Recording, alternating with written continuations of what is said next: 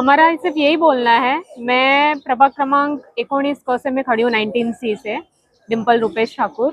मैं सिर्फ आपको यही बोलना चाहूंगी, सारी जनता को यही बोलना चाहूंगी की उद्या येतील अशा नोटा आणि कायमचा बंद होतील विकासाचा वाटा। मैं आपको यही बोलना चाहूंगी कि आप ऐसे नोट लेके आपका अमूल्य मत जो है वो किसी को भी आप मत ये कीजिएगा, ताकि आपका आगे 5 साल बहुत खराब जाए।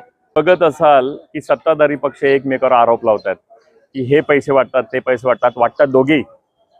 आमचं सामान्य जनतेला, सामान्य मतदाराला एवढं सांगायचं आहे की उद्या येतील अशा नोटा आणि कायमच्या बंद होतील तुमच्या विकासाच्या वाटा। आज तुम्ही तुमचं अमूल्य मत 500-1000 ला विकलं जात आहे आणि तो उमेदवार परत काय 5 वर्ष तुमच्या जवळ येत नाही।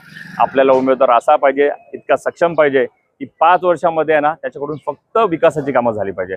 वोट देताना तुम्ही आहे ना 100% विचार करून वोट द्या आणि आपला उमेदवार सुशिक्षित आणि सर्व गुण संपन्न असलेल्याला द्या, जो आपली कामं करेल।